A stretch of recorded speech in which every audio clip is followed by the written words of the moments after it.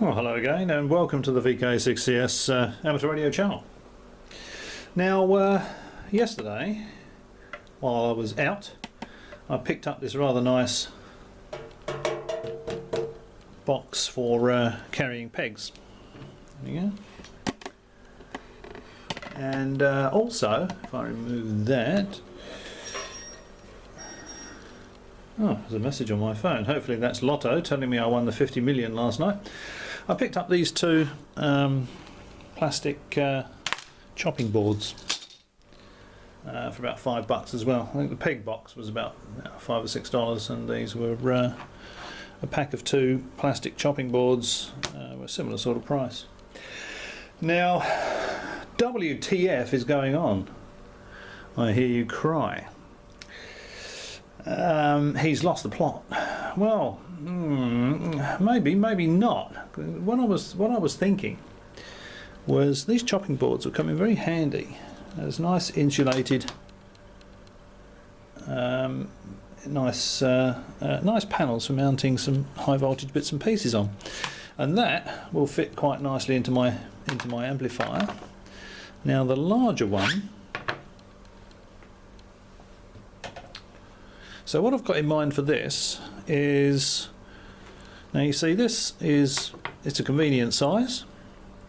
It's about the same height as my HT transformer, and it's about just a little bit shy of the width I needed for a perfect fitting panel without me actually buying a sheet and cutting it.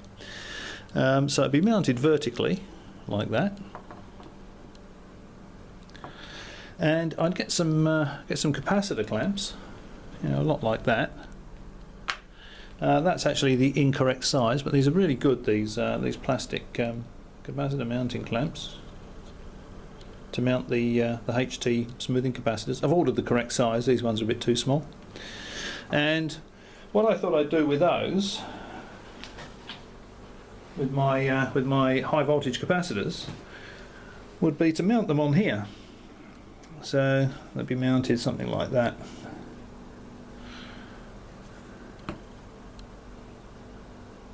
These are 1000 microfarad 450 volt working capacitors. Another one there. And then we go round the bend. I know entirely how they feel. And then up again.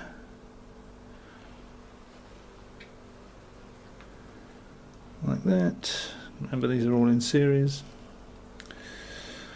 And to there like that. Now what I'll probably do is I'll mount 8 of those.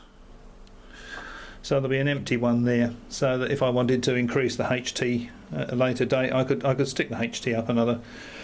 Well, this is going to give me 3,125 volts, 142 microfarad. If I put another 450 volts on there, obviously that's going to be about 3,600 volts. So I could increase the HT by 500 volts and just plop another one of those capacitors in there and move the wiring across. So I'll actually mount 8 bases. But only fit 7 capacitors, if you see what I mean. And the rectifiers, there's going to be 3 1000 volt PIV 6 amp diodes in each leg, and I'll mount those with their with the little capacitors across them on there. So that will be sort of like that. If you can imagine that standing up there and there and there and there, but they'll be mounted vertically, of course, and they'll have the rectifier diodes on them, and the capacitors. There we go. So I haven't done anything like this for years. It'd be quite an interesting thing to do. So that will be my high voltage panel then, and of course the chopping board, as I said, it's made of nice non-conductive material, and it's already got a slot, convenient slot in the top to run cables through, you know, and that will stop any cables brushing and potentially brushing against the top of the cabinet. So that makes a really nice base for the high voltage power supply board. So that's what I've got in mind for that little chopping board. Now, what do I have in mind for the peg box? I bet you can hardly wait. you're sitting there on the edge of your seat and you've just taken a sharp intake of breath. What is he going to do with the peg box? Well, I could put pegs in it, I suppose, but it's more likely that I'll use it as an air box for my valve base. Okay, so there's the peg box. I did wonder about it being, you know, dissimilar material. Is it going to bother it? And then I thought, well, it's HF. If I get any funny effects, I'll change it. But this was only $5 or $6, and it's almost a perfect size. I'd need to drill out the rivets, take the handle off. I'll probably paint it black rather than leave it white with pink polka dots on it. Here's the valve base. Now, I haven't. I've only just started to clean this up. You may remember that this mounting plate here was just the aluminium colour. It wasn't painted. I painted it simply because the inside of my amplifier is black. The case is already painted black, so the valve sits in there. I still have to change these screws and put some nice new solder tags on there. But this is almost the perfect size for my valve base airbox. So if you can imagine, you can see that sits in there reasonably well, like that. So what I'm going to do, it's a very, very good fit. If you can see the actual sides here. It's almost a perfect fit. There's a bit of a gap there because the peg box isn't square. It's an oblong shape. But what I have in mind is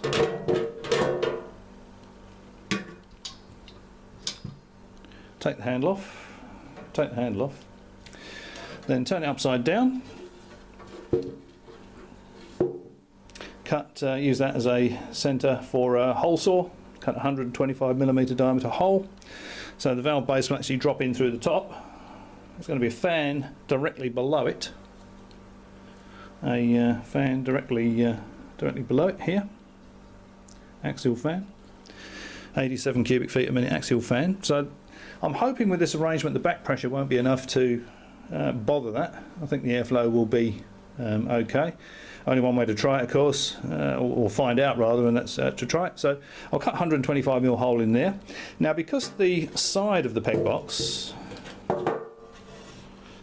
is not quite tall enough to allow for that to sit on the top and have the fan at the bottom, it's about a centimetre too short. So what I'll do, I'll raise the valve base off of the top by whatever amount I need, a centimetre, maybe a centimetre and a half. Put an air, just put a bit of PVC pipe maybe around there, then sit the valve base on the top, then put the 4 bolts in. So that will give me an airtight seal to that. Because there's air blowing through that, that's not going to get too hot. I know these don't like having PVC, these valves don't like having a PVC chimney around the anode, and that's not going to happen. The PVC collar,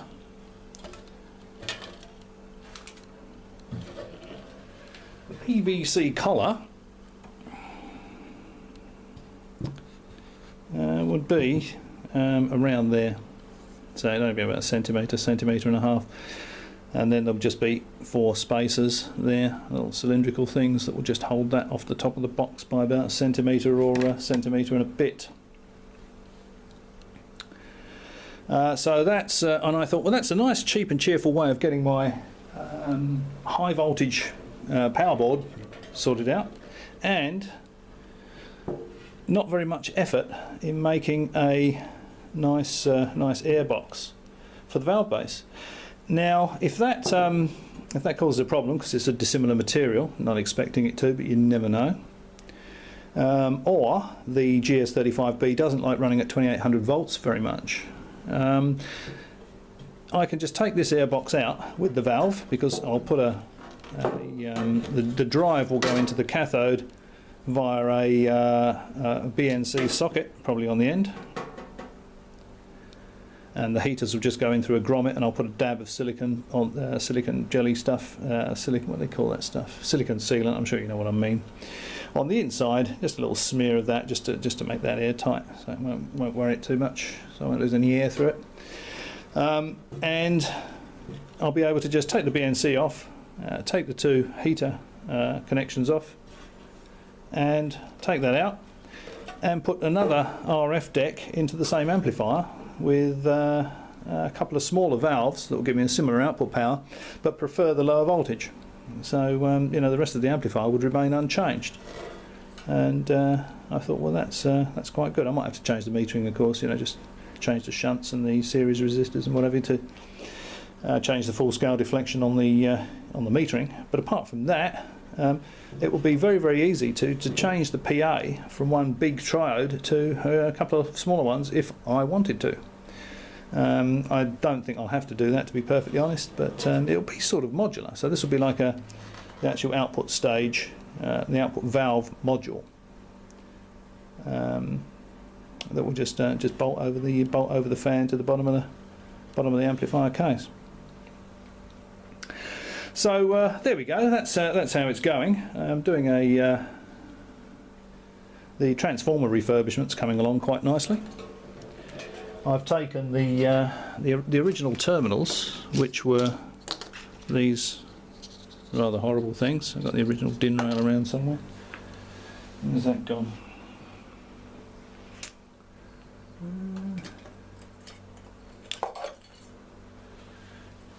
There we go. There's the no, it's not, is it? Oh, there's the original DIN rail. And that the original DIN rail. That's actually, you can see that's quite nasty. And it's got some new terminals on it. I just put them on there to see how that would go. It turns out that those. I've left the radio on again. These terminals that I got are just not quite. I don't think I quite trust them once the windings are series, and I've got 2000 volts on this. So I've got some better ones, some heavier ones. They look a lot like that, but they're a bit heavier. They're a little bit larger. And there they are. There they are there. So that's the new DIN rail. It's cut to size to go across the transformer. Put that in shot a little bit better there. Heavier duty terminal blocks. So that'll be 01000, 01000. That'll be the mains input. And you know, series of two 1000 volt windings. So that's ready to go on the transformer. Clean the transformer up, put some crimp connectors on the ends of the wires because they were just screwed into the terminals, and the wire, the insulation on the wires was sort of quite old as well. So I put some heat shrink over the some fairly good quality thick heat shrink. In fact, there's a bit there. There you go.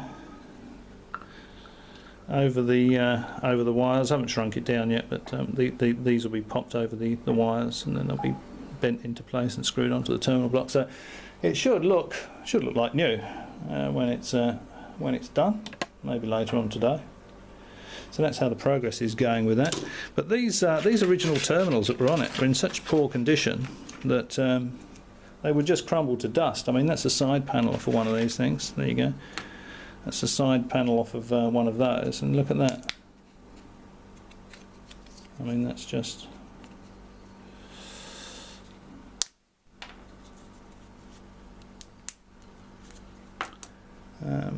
So that they had to be replaced. Another one there. Yeah, you can see just by trying to get it off, it's just falling apart in my hands. So. You see that?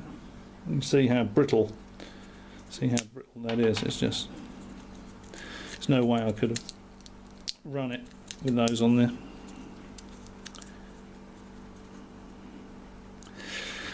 Also in a funny position, of course, reaching around the. It's just, there you go. It's just crumbling to dust pretty much. If I'd have fired that up, that would have burst into flames. So be much happier with the nice new terminals. I've got I bought a relay to switch out the soft start resistor that I'll probably go on that panel as well. And it's got two contacts in it. It's double pole, double throw. Each contact is 12 amps at 240 volts AC. So I'll parallel them both just to give it an easier life, really. So I'll use the whole relay. I don't need to use the you know, rather than have the other contact just sitting there doing nothing, I might as well just parallel the contacts, and I've got you know, 24 amps of switching at 240 volts, and there's no way it's, you know, I thought 10 amps would probably be good enough. I mean, it's only going to be, you know, on SSB peaks, it's only probably, you know, into a dummy load at more than legal output power, it's only going to draw out 10 amps, if that, you know. So that's how that's coming along. I thought too that I might put some DIN mounted fuse holders on here as well, so that when I take the side panel off of the amplifier, I could be able to do the HT checks. I would also have the equipment side of the AC fuses on this side of the rail, so I could just use a meter to test the, you know, I could go, see if the AC was going through both of the fuses without you know, having to try and get my arm around the back, or you know, by putting them somewhere else. I thought it'd just be a convenient place to put them. So that's the way the thinking's going, and that's the way the little bits and pieces are slowly coming together. So I hope you found that interesting. Thanks for watching as always, and I'll catch you next time.